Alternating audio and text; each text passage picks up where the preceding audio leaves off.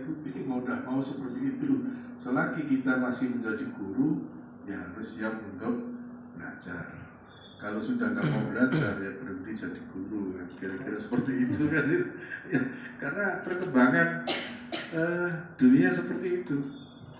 Dan sepertinya hal-hal seperti ini, ya, model sekolah penggerak ataupun IKN yang seperti ini sudah banyak perubahan. Insya Allah guru-guru kita yang ikut di guru penggerak ini ada 6, dan nanti mudah-mudahan yang mendaftar berikutnya itu bisa lolos. Tidak usah khawatir karena tugas yang berat, kita nikmati aja, enjoy saja, ya, bahwa komitmen ini kita bangun bersama. Dan tugas guru penggerak yang saat ini sedang berlangsung, ya, CGP ini adalah menularkan ilmunya untuk guru-guru yang lain dan juga tenaga kependidikan, supaya gak kaget kok dikira Pak Yitno ini setelah ikut CGP jadi orang nyeleneh gitu. Ini makanya perlu sosialisasi, itu aja tujuannya, ya. Jadi semua supaya tahu. Mungkin seperti itu yang perlu saya sampaikan. Kurang lebihnya mohon maaf. Saya akhiri, assalamualaikum warahmatullahi wabarakatuh. Monggo dilanjut Pak ya. Terima kasih Bapak Ibu, terima kasih Pak Ali sudah memberikan sambutannya dan arahannya. Selanjutnya nanti kita akan lanjutkan dengan diskusi dengan teman-teman. Baik. Di lembaga ataupun di sekolah SMA 1 Kebongas ini, Bapak Ibu diajak berdiskusi, monggo. Ketika nanti Pak Suyitno memaparkan atau menyampaikan visi dan prakarsa perubahannya, Bapak Ibu boleh memberikan masukan, Bapak Ibu boleh memberikan sedikit arahan ataupun masukan apapun boleh. Itu yang penting visi itu selaras dengan visi dari lembaga ini. Nah, apabila nanti ada yang kurang berkenan ketika yang disampaikan Pak Suyitno, boleh panjenengan nanti akan menyangkalnya, boleh. Yang penting nanti akan menghasilkan keputusan yang terbaik, baik untuk CGP maupun untuk lembaga, yang prinsipnya adalah visi dan prakarsa perubahan itu nanti adalah berpihak pada murid. Tidak hanya mengajar tapi juga mendidik, yaitu artinya di sini adalah tuntunan segala kekuatan kodrat yang dimiliki anak untuk mencapai kebahagiaan. Ini adalah tugasnya adalah mendidik anak supaya tidak kehilangan arah dan membahayakan dirinya sendiri. Oleh karena itu, dalam mendidik anak, kita juga perlu mempertimbangkan anak sebagai kodrat alam dan kodrat zaman. Itu adalah filosofi yang disampaikan oleh Ki Dewanto, dan itu ada relevansinya sampai saat ini. Kita juga dituntut, makanya untuk kurikulum Merdeka Belajar kan kita menjadikan anak-anak tersebut itu mereka merdeka, mereka memiliki kebebasan untuk belajar sesuai dengan keinginannya. Nah, di sini mendidik anak itu sejatinya adalah menuntut anak mencapai kekuatan kodratnya sesuai alam dan zaman. Nah, kalau kita melihat kodrat zaman itu adalah menekankan kemampuan anak untuk memiliki keterampilan abad 21. Nah, ini adalah keterampilan abad 21. Anak kita mengajarkan anak supaya mereka berpikir kreatif, ya, kemudian bernalar kritis, inovatif dan kolaboratif. Itu adalah zaman yang saat ini. Jadi anak-anak itu perlu diajarkan tentang ini. Oh, misalnya ada ini. Kira-kira, kayak kemarin saya tak tunjukkan video tentang, mungkin Bapak Ibu juga tahu anak SMP yang viral itu ya, yang misu-misu polisi. Nah, tak tunjukkan. Nah, kira-kira ini perbuatannya baik apa tidak. Nah, itu anak-anak kan berpikir. Nah, seperti itu. Itu salah satu contoh mengajarkan anak berpikir bernalar kritis. Nah, dan inovatif, contohnya kemarin di P5 itu kan anak membuat souvenir dari tas, itu kan mereka kreatif. Oh, saya gambar ini, saya cuma tertarik dengan gambar anak-anak yang gini, made in heaven ini dicoret, made in Gresik, tadi gambarnya Panten Jorgan. Saya ketawa, itu berarti kreativitas anak-anak yang luar biasa. Kemudian kodrat alam, artinya kita ini mendidik anak berbeda. Misalnya saya ngajar di Gresik kota sama di misalnya di daerahnya Sedayu sana, tentu berbeda, kan anak pantai sama anak yang di sini kan berbeda karakternya. Nah, mungkin dengan suara yang keras itu dianggap, misalnya di sana dianggap biasa, mungkin bagi kita di sini wah itu kok kurang sopan. Nah, padahal tidak seperti itu. Itu artinya kita menyesuaikan kodrat alam mereka, memperhatikan sosial budaya yang dimiliki oleh anak. Nah, sementara yang penting adalah pendidikan budi pekerti. Itu yang perlu ditekankan sekali. Dan ini sudah diajarkan sama Kiai Dewantoro sejak dulu. Makanya kenapa kok IKM ini kemudian berpusat pada itu, tercenter pada pemikiran KHD seperti itu, yaitu dengan melatih pemahaman kesadaran diri yang baik agar bisa dikelola untuk memperoleh kesadaran sosial bahwa dia tidak hidup sendiri. Ini yang penting ya.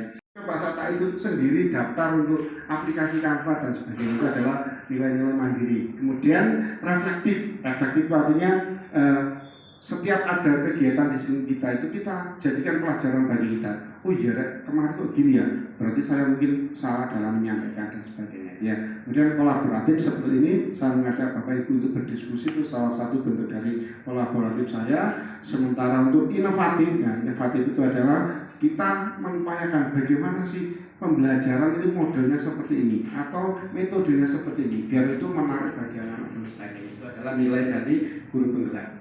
Selanjutnya yaitu peran guru penggerak. Peran guru penggerak yaitu menjadi pemimpin pembelajaran. Artinya kita mengajak anak-anak itu menjadikan mereka, memberikan motivasi intrinsik pada mereka tentang pentingnya arti belajar itu seperti apa. Jadi itu tugas kita. Ada yang perlu saya sampaikan ini, saya sampaikan ini. Misalnya, bulian, misalnya saya butuh Pak, aku tolong ajar ini. Nah, ini tugas kita, saling membantu.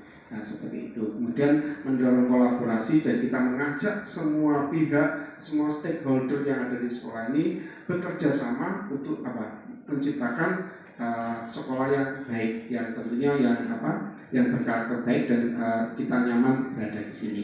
Kemudian mewujudkan kepemimpinan murid, artinya mengajak anak-anak itu menjadi dirinya sendiri untuk bisa memimpin dirinya sendiri supaya mereka seperti mempunyai motivasi intrinsik dan sebagainya, sehingga mereka bertanggung jawab atas apa yang mereka kerjakan. Dan yang terakhir adalah menggerakkan komunitas praktisi. Nah, ini yang sedang kita coba untuk buat, yaitu supaya kita mempunyai komunitas praktisi ada di sini di sekolah ini.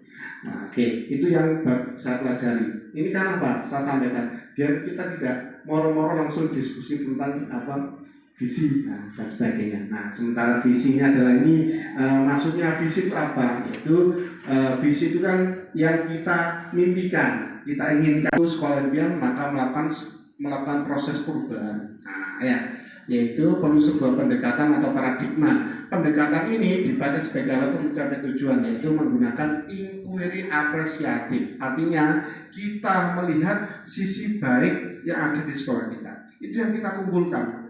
Nah, contohnya buhot, kelebihannya di sini. Kita tidak boleh melihat kelemahan orang, tapi kelebihan orang masing-masing. Itu kita kumpulkan saja.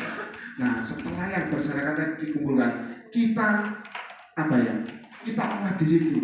Saya punya kekuatan di sini. Teman saya seperti ini. Jadi kita memikirkan hal yang positif saja, jangan yang negatif. Negatif itu ibaratnya udahlah kita singkirkan saja, kita cari yang positif saja. Itu salah satu sebelum merumuskan sebuah visi atau juga prakarsa perubahan seperti itu. Oke, kita lanjut. Nah, apa itu inquiry apresiatif? Itu sebagai pendekatan manajemen perubahan bagja.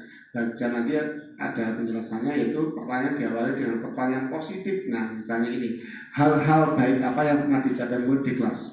Misalnya gini, saya itu mengamati bahwa seringkali anak itu menemukan uang, kemudian diserahkan ke kita kan ini ya, Pak tolong diumumkan ini ada yang sama menemukan uang. Itu kan hal yang baik, hal kecil yang positif yang baik. Itu yang perlu kita kita tekankan, benar kita unggulkan. Ternyata anak kita itu mempunyai ini sisi baik, jiwa-jiwa yang baik. Nah, itu yang perlu kita cermati. Kemudian apa pelajaran yang dapat dipetik dari setiap guru di kelas. Nah, setiap guru mempunyai keunggulannya masing-masing. Itu yang perlu kita cermati. Ini Pak Iman unggul di sini, wah ini perlu dimanfaatkan ya, perlu dieksplorasi lebih jauh lagi supaya bisa menjadi suatu budaya di sekolah ini. Kemudian bagaimana mengembangkan praktek baik setiap guru untuk dipertahankan sebagai budaya sekolah. Contohnya, ini kalau saya ngajarkan anak, nah, ketemu gurumu itu sopon, masih gak ngajarku itu sopon, monggo bu, mari pak bu, itu artinya apa? Menumbuhkan budaya positivitas. Karena memang kita tahu zaman sekarang, mari pandemi, gak begitu kenal gurunya, ketemu gurunya wis meletos, gak kenal, soalnya gak ngajar dirinya, kecuali ngajar anak tersebut. Nah, itu biasanya gitu. Makanya saya ketika masuk ke kelas-kelas itu tidak hanya ilmu yang saya sampaikan atau tidak hanya tadi pengajaran, tapi juga saya mencoba untuk gimana sih mengajak anak-anak itu supaya mereka memiliki budi pekerti yang baik. Salah satunya di situ. Oke, kita lanjut ya. Perubahan bangsa. Belajar mahasiswa. Saya pakai agen perubahan. Belajar. Bukan agen udah juga agen. Pak, bagaimana kalau murid itu ini kan kita berbicara globalnya Pak, seperti itu. Ya di sekolah kita. Iya. Bukankah kita harus juga melihat yang kasuistik? Dari rumah melihat bapak ibunya bertengkar. Datang ke sekolah. Oh, komisinya. Boleh ya? Oh, Berarti kita di sekolah kita sadar betul bahwa mereka itu kan itu kan ya. Mereka adalah pembelajar gitu kan ya. Nah, kan itu. Mereka apa bedanya pembelajar dengan pembelajar? pembelajar sama. Beda. Pembelajar, bukan pembelajar. Kalau pembelajar itu siswa, kalau kita pembelajar kita itu Semua jadi pembelajar. Iya. Mereka adalah belajar, kan gitu kan ya? Iya. Dari belajar untuk menjadi lebih baik kan ini ya. Egois, iya. Ternyata sangat luar biasa, tidak kalahnya dengan murid-murid saya. Iya, saya tadi loh, ternyata mindset saya